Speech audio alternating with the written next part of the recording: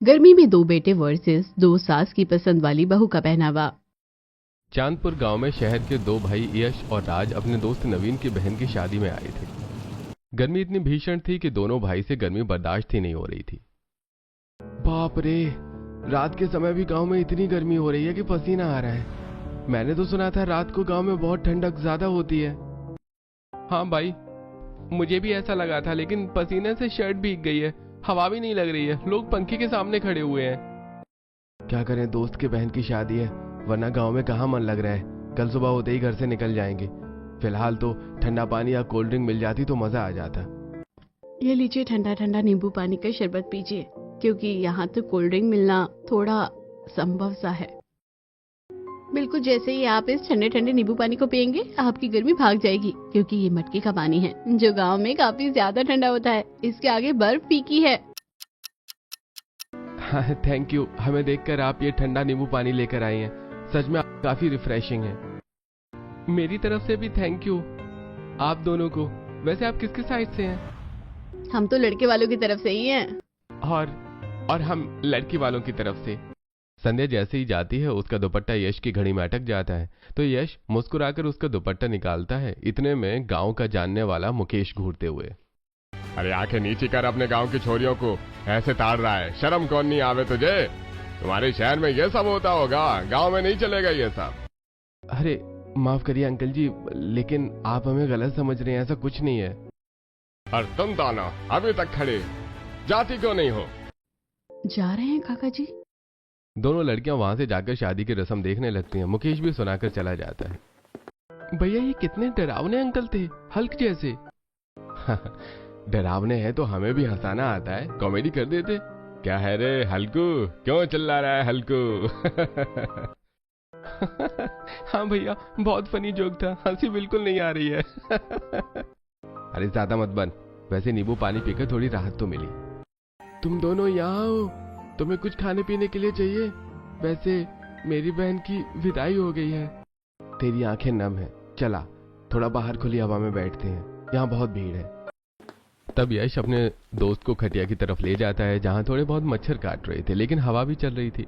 सामने खेत था। नवीन अपनी बहन को बहुत याद करता है और फिर यश राज उसे सुलाने के बाद खुद भी वहीं सो जाते हैं। तो करवट बदलते हैं और इसी तरह सुबह हो जाती है। पक्षियों की चहचहाहट और मुर्गे की बांग से 6 बजे ही दोनों भाई उठ जाते हैं। सुबह हो गई, बहुत गर्मी लग रही है, ठीक से सो भी नहीं पाया। भैया आपका दोस्त कहाँ है? अरे मुझे क्या पता, मैं तो अभी जागा हूँ, शायद काम में लग गया होगा। शादी के बाद भी बहुत काम रहते हैं ना। अरे वैसे जो भी बोलो, रात को जो लड़कियां आई थी अच्छी थी ना? हाँ भैया, मेरा तो दिल भी आ गया है। बड़ा दिल आ गया है? याद है ना रात वाला चाचा कैसे बोल रहा था, हल्कू कहीं का। तभी नवीन की माँ दोनों को चाय नाश्ते के लिए बुलाती हैं। दोनों नहाने जाते हैं, लेकिन बाकी के लोग नहा रहे होते हैं, तो दोनों इंतजार करते करते खेत में मस्ती करते हैं। गाने को गिटार की तरह लेकर बजाने लगता है। तुझे देखा तो ये जाना सनम, प्यार होता है दीवाना सनम। अबे ओए DDLJ के नकली शाहरुख खान, अपने आप को असली राज मत समझ। यहाँ तुझे कोई सिमरन नहीं मिलने वाली है।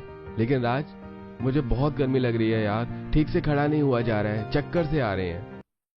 अरे मैंने आपको बोला था ना रात को खाना खा लो, लेकिन नहीं, आपने सिर्फ वो नींबू पानी ही पिया है। हालत तो खराब होगी ना, ऊपर से गर्मी है यहाँ। हम नवीन भाई के घर से दूर आ गए हैं, चलो इस खेत को पार करके जल्दी नहाकर कुछ खा लेना। यश और राज थोड़ा सा ही खेत पर रहते हैं और फिर सूरज की तेज गर्मी से यश परेशान होता है। बीपी लो होने से चक्कर खाकर बेहोश हो जाता है। इतने में राज मदद की गुहार लगाता है। अरे कोई है, मेरी बात सुनो, मेरे भैया बेहोश हो गए हैं, अरे कोई मेरी मदद करो। तब वहां संध्या और प्राची आते हैं और ट्यूबवेल से पानी लाकर संध्या यश के चेहरे पर छिड़कती है। आंखें खोलिए, आप ठीक तो है, होश में आई हैं। भैया उठो ना, भैया मुझे बहुत टेंशन हो रही है।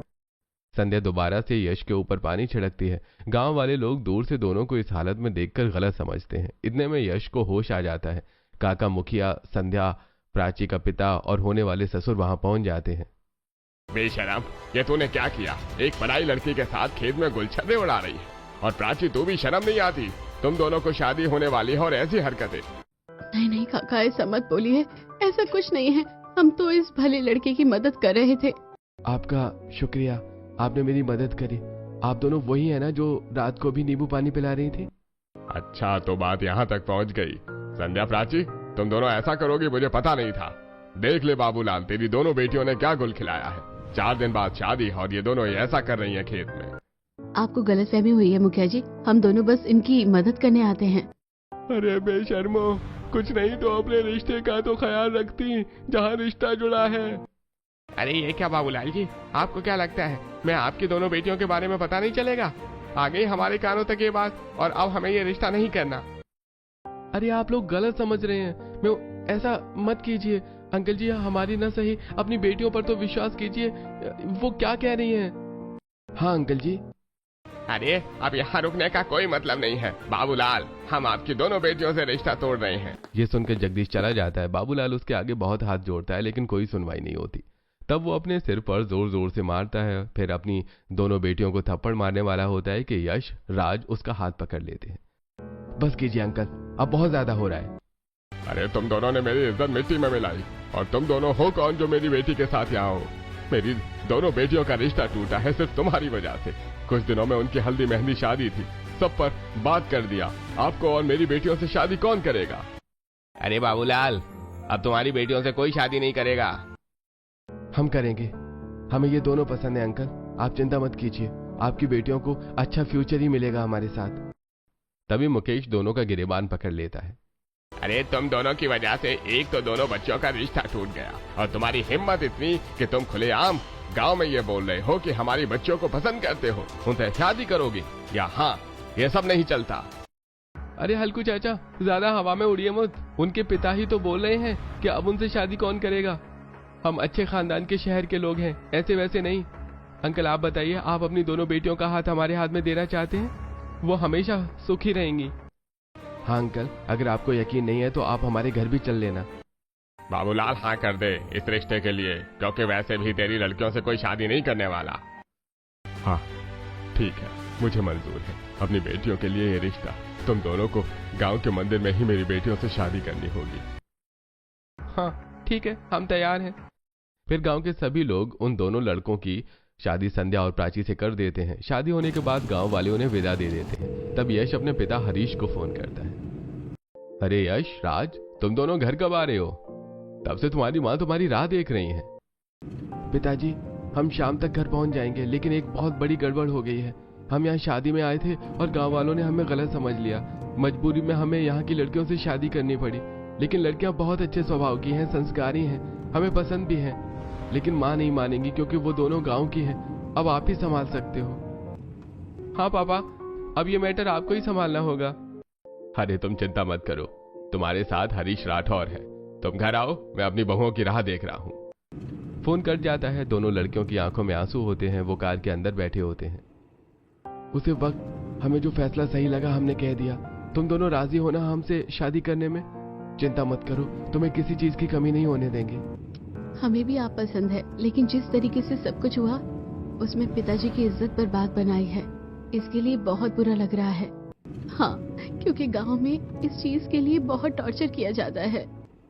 हरीश चिंता मत करो, कुछ दिनों बाद तुम अपने घर मिलने आ जाना। दोनों भाई दोनों बहनों को सहानुभूति देते हैं। शाम तक दोनों भाई घर पहुंच जाते हैं। जैसे ही दरवाजे पर अनीता अपने दोनों बेटों को वरमाला और उनकी पत्नी के साथ देखती है तो उसका गुस्सा 7वें आसमान पर पहुंच जाता है। ये सब क्या है यश और राज? तुम दोनों गांव में शादी के लिए गए थे या शादी करने गए थे? और तुम मुस्कुरा कर क्या खड़े हो? तुम्हारे दोनों बेटों ने मेडल वाला काम किया है क्या? मैं शादी को नहीं मानती हूँ। कौन है ये लड़कियाँ? कहाँ की हैं? स्टैंडर्ड की है कि नहीं? मैं क्यों अपनाऊं? देखो, तुम बात को बड़ा कर रही हो, एक बार बच्चों की भी आवाज सुन लो। माँ, परिस्थितियाँ ऐसी हो गई थी कि हमें शादी करनी ही पड़ी। हाँ माँ, आपको शिकायत का मौका नहीं देंगी ये। अनीता, गुस्सा थूक दो। अब बच्चों की शादी हो चुकी है, तुम अपनाओगी नहीं तो समाज बातें बनाएगा। और जो भी बातें बच्चे मुझे पहले ही बता चुके हैं, जिसमें हम कुछ नहीं कर सकते। मतलब आपने इनका साथ दिया, मेरे बेटे अपनी पसंद की बहू ले आए, तो मैं फिर जिंदा क्यों हूँ? मेरे तो सारे अरमान चकनाचूर कर दिए इन दोनों ने। माँ जी, भगवान के लिए ऐसी बातें मत कीजिए, हमें एक मौका दे दीजिए। हम आपका पूरा घर अच्छे से संभाल लेंगे। हाँ माँ जी। पता नहीं वो कौन सा मनहूस दिन था जब तू उन दोनों ने इन दोनों को देखा और पसंद कर लिया। मैंने तो सोचा था कि पढ़ी लिखी अमीर बहू लेकर आऊंगी, लेकिन तुम तो गंवार घूंघट वाली गांव की ले आए। मम्मी पापा सही कह रहे हैं, अब तो शादी हो चुकी है दोनों भैया की। अनीता, अपनी बहू का गृह प्रवेश कर दो। मुझे इनका कोई गृह प्रवेश नहीं करना। सलोनी तू कर दे। जब सलोनी अपनी दोनों भाभियों की आरती करके चावल का कलश गिरवाती है और दोनों का गृह प्रवेश करती है। भाभी, इस प्यारे से ससुराल में आपका स्वागत है। इतनी गर्मी हो रही है, आपको घूंघट में गर्मी नहीं लग रही? और आपकी साड़ी भी तो मोटी है। अब इतनी गर्मी तो सही है, लेकिन क्या कर सकते हैं, घूंघट भी तो परंपरा होती है ना, जिसे हम तोड़ नहीं सकते। चिंता मत करो, यहाँ तो एसी लगा हुआ है, गर्मी भी नहीं लगेगी। फिर उस दिन बाहर से खाना आता है जिसे खाकर सब सो जाते हैं। अगले दिन ब्रह्म मुहूर्त में उठकर सुंदर सी साड़ी में पल्लू करके तैयार हो जाती है और घर का फिर कोना कोना चमका कर रसोई में खाना तैयार कर देती है। प्राची, अभी तक कोई नहीं आया, चल दिया भी जला देते हैं। तब दोनों बहू मंदिर में दिया जला देती हैं। पूरा घर धूप बत्ती की खुशबू से महक रहा था। इतने में बाकी लोग भी उठकर आते हैं। क्या बात है, आज तो पूरा घर नया सा लग रहा है। ये सोफा तो इस तरफ था, यहाँ कैसे आया? अरे सच में घर को एक नया रूम मिल गया है। अरे यह सब तो मेरी दोनों संस्कारी बहुओं ने किया है। क्यों बहुओं? अरे बेटा, अभी तक घूंघट करोगी? देखो, यहाँ पर यह सब नहीं होता, लेकिन तुम सिर पर भी पल्ला कर सकती हो, किसी को बुरा नहीं लगेगा और तुम्हारी परंपरा भी रह जाएगी। शुक्रिया पापा जी। दोनों बहू अपना घूंघट करके सिर पर पल्ला कर लेती हैं। तभी अनीता आकर, ये मेरे घर को किसने चेंज कर दिया? फर्नीचर इधर उधर हो गए और सफाई भी काफी ज्यादा। माँ जी, हम सुबह जल्दी उठे थे, इसलिए हमने घर की साफ सफाई कर दी और टेढ़े मेढ़े सोफों को ठीक जगह लगा दिया और खाना भी बना दिया, पूजा भी कर दिया। ऋषि, ये तुम्हारी कैसी संस्कारी बहुएं हैं जो घर आते ही अपना राज चला रही हैं? देखो कैसे सेटिंग बदल दी। इसे सेटिंग बदलना नहीं, घर को सजाना कहते हैं। बहू के कदम पड़ते ही घर मंदिर हो गया। फिर सभी लोग दोनों संस्कारी बहू के हाथ का खाना खाते हैं, जिसे खाकर खुश हो जाते हैं, लेकिन जानबूझकर अनीता कमी निकाल देती है। इसे खाना कहते हैं? मुझे तो इसमें कुछ भी अच्छा नहीं लग रहा। ऊपर से इनका पहनावा तो देखो गांव टाइप की है। पता नहीं मैंने अपने दोनों बेटों के लिए क्या क्या सोचा था, सब बर्बाद हो गया। अरे क्या बात कर रही हो मम्मी, इतनी अच्छी तो आलू की कचौड़ी और दही बनाया है, पहनावा भी अच्छा है। तू तो यही कहेगा, तेरी पसंद की लुगाई जो आ गई है इस घर में। माँ जी, ये देखिए आपकी पसंद का चावल बना है, एक बार खाकर देखिए। मुझे जो खाना है मैं खा लूंगी, तेरी परमिशन की जरूरत नहीं है मुझे। सच में भाभी, आप दोनों ने बहुत बढ़िया खाना बनाया है। और इसीलिए मेरी तरफ से तुम दोनों की पहली रसोई का शगुन ये रहा। हरीश दोनों बहुओं को साड़ी और जेवर देता है। शुक्रिया पापा जी।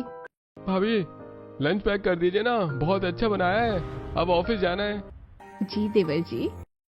तब दोनों बहुएं अपने पति और दोनों देवर का लंच पैक कर देती हैं, जिसके बाद चारों ऑफिस चले जाते हैं और दोनों आज्ञाकारी बहू की तरह रसोई समेटती हैं।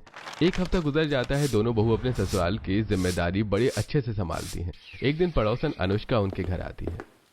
क्या बात है अनीता, तूने चुपके चुपके अपने दोनों बेटों की शादी कर दी और गली में किसी को खबर तक नहीं की, ना मुंह दिखाई पर बुलाया। मेरे बेटों ने अपनी पसंद की शादी की है, मेरे पसंद की नहीं, इसलिए मैंने किसी को नहीं बताया और ये शादी भी गांव से करके आए हैं। पर जो भी बोलो, तेरी दोनों बहुएं बहुत आज्ञाकारी और संस्कारी है और उनका पहनावा तो मुझे बहुत पसंद है। सादगी से रहती है, पूरा पल्लू करके, फुल स्लीव साड़ी पहनकर, वो भी इतनी गर्मी में। भैया, मेरे से तो साड़ी नहीं पहनी जाती, इसलिए कूलर के आगे बैठी रहती हूँ। मैं खुद एसी के कमरे में रहती हूँ। इस बार तो गर्मी अप्रैल से भी पहले ही आ गई है। हाँ सच में। अरे आंटी जी, आप नमस्ते नमस्ते। तब संध्या अनुष्का के पैर छू लेती है। जीती रहो बहू, सदा सुहागन रहो। वाह, जैसे दूर से देखा था पास से भी बिल्कुल संस्कारी हो। तारीफ करके इसको चने के झाड़ पे मत चढ़ा। हमारी नोकझोंक तो होती रहेगी, मैं चलती हूँ। ये कहकर अनुष्का चली जाती है। 2 महीने गुजर जाते हैं। दोनों बहू भरी गर्मी में भी फुल स्लीव ब्लाउज और साड़ी पहनकर खाना बनाती थी। ये देखकर घर वाले भी हैरान थे। माँ जी, पापा जी, ये लीजिए आपकी गरम गरम पूरी और सलोनी तुम्हारी आलू गोभी की सब्जी। प्रेम, ओम तुम्हारे लिए ओट्स का ब्रेकफास्ट, सब रेडी है। सब तो ठीक है भाभी, लेकिन आप दोनों इतनी देर से रसोई में लगी हो। गर्मी से देखो आप दोनों का क्या हाल हो गया है। गर्मी नहीं लगती है क्या आपको? अब गर्मी तो लगती है, इसका कोई इलाज नहीं है, लेकिन ये साड़ी कंफर्टेबल है, सूती जो है। छी, एक नंबर का बकवास पहनावा है इन दोनों का। अरे थोड़ा सा इन्हें मॉडर्न बनने की जरूरत है। अब भले ही गांव से आई हैं, ये नहीं कि थोड़े हल्के कपड़े पहन ले। अरे तुम उन दोनों के पहनावे के पीछे क्यों पड़ी हुई हो? अगर कोई आता जाता उन दोनों की तारीफ करता है, लेकिन तुम्हें तो ऐसी बहू चाहिए ही नहीं। देखो, घर में परंपरा और संस्कारी बहुएं ही अच्छी लगती हैं, ना कि मॉडर्न। जमाना कितना भी मॉडल हो जाए, लेकिन संस्कार कभी नहीं छोड़ने चाहिए। ओहो, ज्यादा ज्ञान मत दो। प्रेम ओम, अब वक्त आ गया है कि मैं तुम दोनों की शादी कर दूं।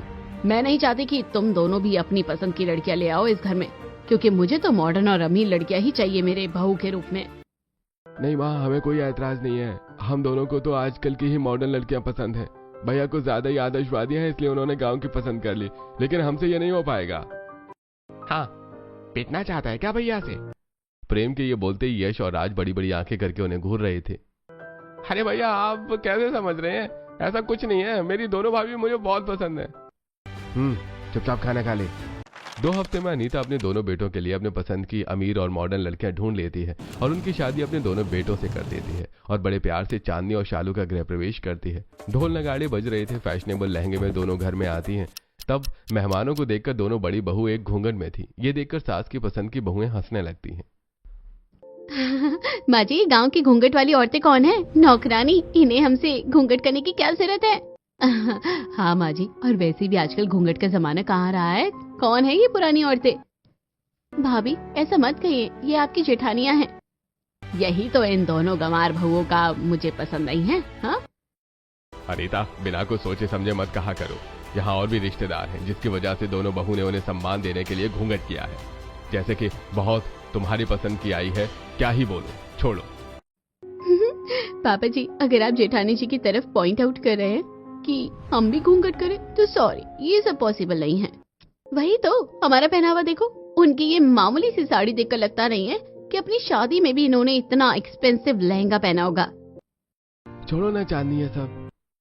वैसे तो चांदनी शालू नई बहू होने के नाते तुम्हें भी घूंघट करना चाहिए, लेकिन माँ जी और तुम्हारी मर्जी में मैं कुछ नहीं कहूंगी। ओ प्लीज जेठानी जी। ओह माय गॉड, तुम दोनों बहुत थक गई होंगी, जाके आराम करो। अपना भारी भरकम लहंगा चेंज कर लो, कल तुम्हारी पहली रसोई भी तो है। ऑफ कोर्स माँ जी। इसके बाद सब अपने कमरे में जाकर सो जाते हैं। अगले दिन दोनों मॉडर्न बहू देर तक सोई रहती हैं, जबकि बेटे की पसंद की संस्कारी बहुएं रसोई में सारा खाना तैयार कर देती हैं। फिर दोनों मॉडर्न फैशनेबल साड़ी पहनकर इतराते हुए आती हैं। मम्मी जी, मेरा तो कल शादी की वजह से सिर घूम रहा है। पहली रसोई का खाना मैं नहीं बना पाऊंगी, ऊपर से गर्मी इतनी है। हाँ माँ जी, मेरे बस की बात नहीं है। I am to tired. तुम दोनों परेशान मत हो, सारा खाना तो इन दोनों गंवारों ने बना ही लिया है। प्राची, संध्या, मीठा हलवा बना दो और इन दोनों से कड़छी चलवा देना। जी माँ जी। दोनों जेठानियां अपनी देवरानी से बने बने खाने में कड़छी चलवा देती हैं। ये कपड़े देख ससुर ऐतराज जताता है।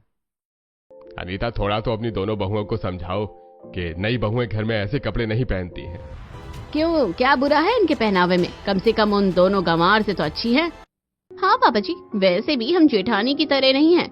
इतनी गर्मी में ऐसी साड़ी और ब्लाउज पहनना है। वही तो पापा जी, आपको अपना माइंड सेट बदलने की जरूरत है। ये सुनकर हरीश खाने से उठकर कमरे में चला जाता है, तो दोनों बहू खाना और पानी लेकर कमरे में पहुंच जाती है। पापा जी, किसी और की नाराजगी अन पर मत निकालिए। खाना खा लीजिए, वरना आपकी तबीयत खराब हो जाएगी। इसलिए आपके लिए सत्तू बना कर लाई हूँ। खाना खाने के बाद आप इसे पी लेना। पानी भी यही है। सच में मेरी बीवी को फिक्र होनी चाहिए थी, लेकिन वो नहीं आई, तुम आई हो, क्योंकि तुम दोनों मेरे बेटे की पसंद की हो। तब हरीश खाना खाता है। वहीं दोनों मॉडर्न मूवी ब्रेकफास्ट करके ऊपर आती हैं। तब उनके डीप नेक ब्लाउज और ब्रा स्टेप हाईलाइट होती है। हरीश अपने कमरे से निकलता है और मुंह फेर कर कहता है, बहू, अपने ही घर में मैं ऐसे नहीं घूम सकता। तुम दोनों मेरे बेटे की बहू हो, थोड़ा पहनावे को अच्छा करो। ये सब ठीक नहीं है, ऐसे कपड़े भी मत पहनो जो दिखें। उप्स, मोमेंट पापा जी, अभी नीचे आपको टेबल पर कहा था ना कि आपको अपनी सोच बदलने की जरूरत है। बहू, सभ्य में रहना सीखो, वरना बड़ी बहू से पूछ लो। हरीश फौरन ये बात अनीता के पास जाकर कहता है। अनीता जोर से हंसती है। हाँ, और इससे मुंह तोड़ने की आपको कोई जरूरत नहीं है। आजकल ये सब चीजें कहाँ छिपी हैं। मुझे नहीं लगता मेरी बहू ने कुछ गलत किया है। वो अपनी जगह सही है और मैं उनके साथ हूँ। इस बात पर उनके पहनावे में कोई परेशानी नहीं है। सारी दिक्कत आपको है, क्योंकि वो आपकी संस्कारी पल्लू वाली बहू इस घर में रहती है। आप सोच रहे हैं मेरी दोनों बहू को भी ऐसा बना देंगे? ऐसा कुछ नहीं होगा। आखिर हमारी भी दूसरों के सामने कोई स्टैंडर्ड वाली कोई क्लास है। मुझे तुमसे कोई उम्मीद नहीं करनी चाहिए थी, लेकिन एक दिन तुम्हारी आंखें खुलेंगी जब तुम अपनी ही मॉडर्न बहुओं को ऐसे पहनावे के लिए टोकोगी। और मैं ऐसा क्यों कह रहा था ये भी तुम्हें जल्दी समझ आ जाएगा। इतना कहकर हरीश चला जाता है। वक्त गुजरता है। इस तरह दोनों सास ससुर में 2 संस्कारी और 2 मॉडर्न बहुओं को लेकर अक्सर बहस होती रहती थी। दोनों संस्कारी बहुएं ही लड़ाई शांत करवाती थी। संध्या और प्राची ही हर रोज जल्दी उठकर घर का सारा काम करती हैं और गर्मियों में तरह तरह के व्यंजन बनाकर अपने घर वालों को खिलाती हैं। जबकि दोनों मॉडर्न बहुएं अपने एक कमरे में रहती थी तो कभी बाहर से एक्सपेंसिव कोल्ड ड्रिंक मंगवाती थी।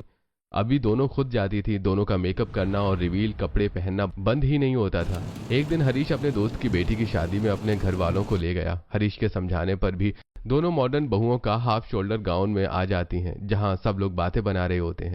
बाप रे बाप, जरा इन दोनों हीरोइनों को देखो, घर की छोटी बहू होकर कैसे कपड़े पहनती है, और एक तरफ उनकी जेठानियां हैं जो इतनी सुंदर साड़ी में भी मन को भा रही हैं।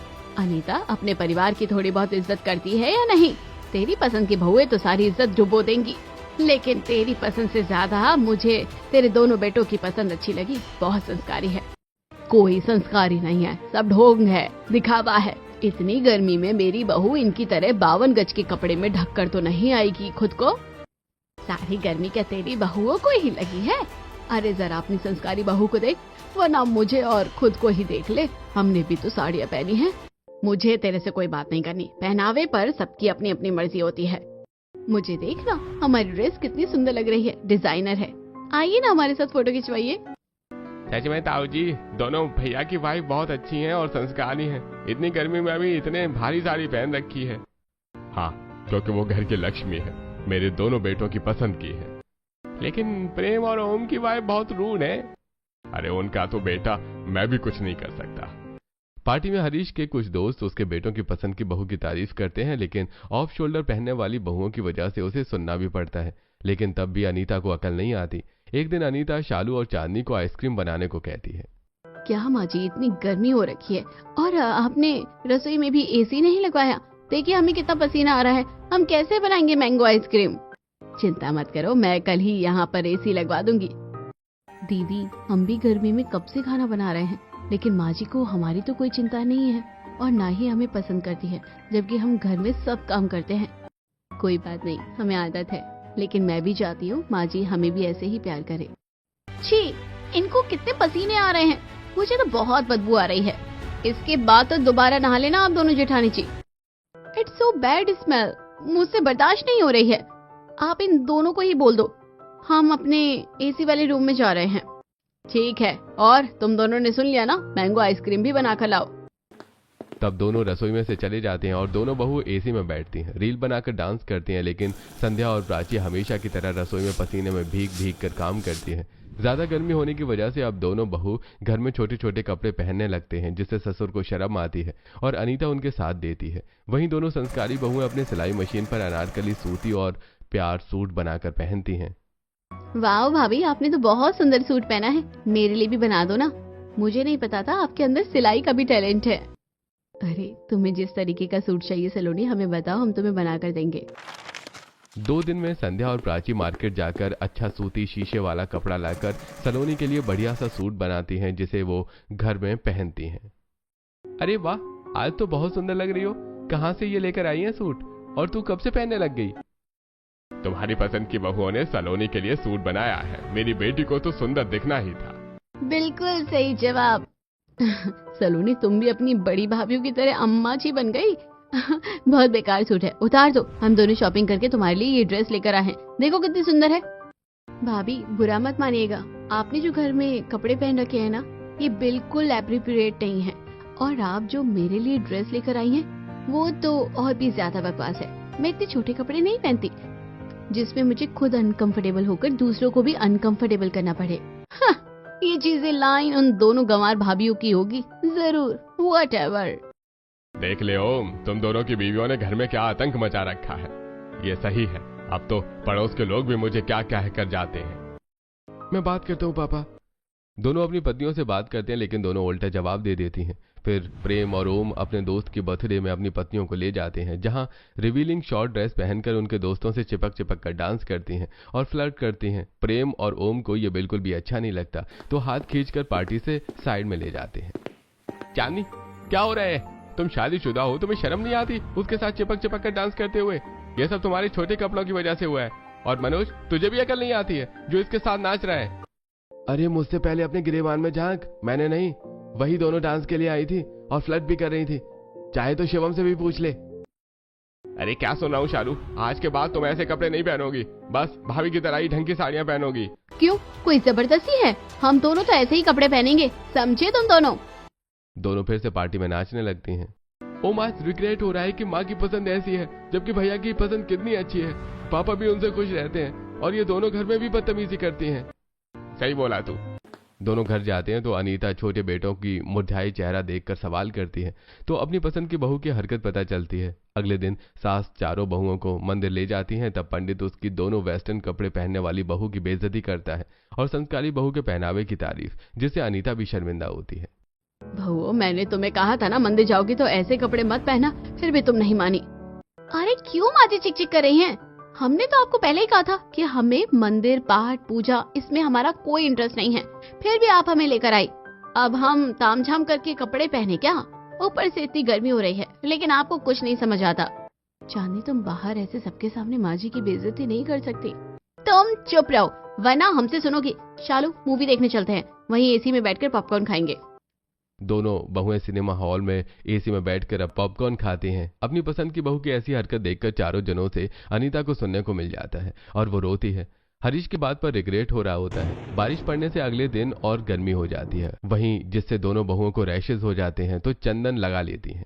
अरे बहू, या तुम्हारे चेहरे पर, हाथों पर क्या हो गया दोनों को? चिंता मत कीजिए पापा जी, गर्मी की वजह से घमौरियां हो गई हैं, तो चंदन लगाकर ठंडक पड़ेगी तो हम ठीक हो जाएंगे। ठीक है बहू। सुनो तुम चारों बहुए, मैंने मन्नत मांगी थी कि मेरे चारों बेटों की शादी हो जाएगी तो गुरुजी को खाना खिलाऊंगी, लेकिन गुरुजी आज अचानक आ जाएंगे, ये मुझे नहीं पता था। अब जल्दी से चारों अच्छी साड़ी पहनकर तैयार हो जाओ, समझ रही हो ना चांदनी और शालू, वरना उनके सामने बेइज्जती हो जाएगी और हम कोई गलती नहीं कर सकते। सही से खाना परोसना।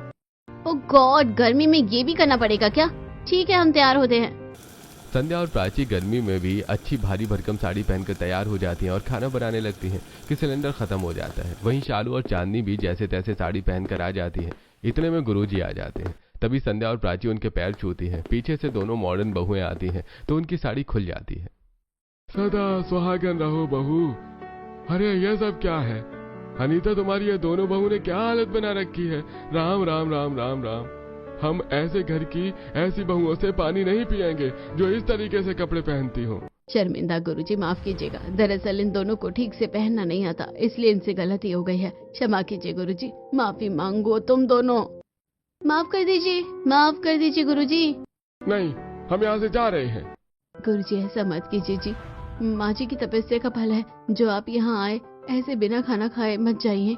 कितनी संस्कारी हैं ये दोनों बहुएं। ठीक है, मैं रुक जाता हूँ। चारों बहू रसोई में अनीता के पास जाती हैं।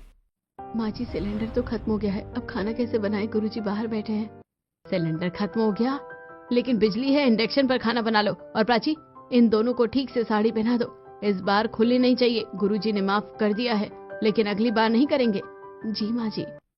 जैसे ही दोनों बहू इंडक्शन पर खाना बनाने जाती हैं कि लाइट चली जाती है। दोनों बहू फिर देसी अपना दिमाग लगाकर गर्मी में भी 2 चूल्हे पर खाना बनाती हैं। वहीं दोनों मॉडर्न बहुएं साड़ी पहनकर गुरुजी की हवा करती हैं। जैसे ही दोनों संस्कारी भावें खाना बनाकर लाती हैं, वहीं गर्मी से परेशान होकर गुरुजी के सामने ही दोनों अपनी साड़ी खोल देती हैं, जिससे गुरुजी का अपमान होता है। अब मैं और अपमान नहीं सह सकता। अनीता, तुम अपने पसंद की ऐसी बहुएं घर में लाई हो जिन्हें बड़ों के सामने कोई लाज शर्म नहीं है कि कैसे पहनावे में होना चाहिए। गर्मी चाहे कितनी भी हो, आबरू उतार कर तो नहीं फेंक सकते हैं ना। और एक वो दोनों हैं जो इतनी गर्मी में भी तपते चूल्हे पर मेरे लिए खाना बना कर लाई हैं। इसे कहते हैं घर की लक्ष्मी। और ये है तुम्हारे दोनों बेटों की पसंद की बहू।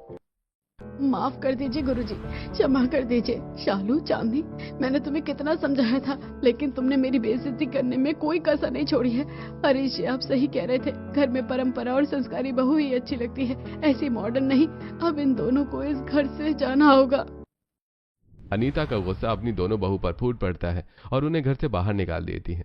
तब संध्या और प्राची ही सबको सही से समझता है, तो दोनों बहू को अपनी गलती का एहसास होता है और संस्कारी बहू की वजह से ही गुरुजी शांति से बैठकर खाना खाते हैं। मुझसे बहुत बड़ी गलती हो गई है जो मैंने अपनी असली घर की लक्ष्मी को पहचानने में देर कर दी। माफ कर दो संध्या, प्राची। तब दोनों बहुएं सास के गले लग जाती हैं और वो खुशी खुशी रहते हैं।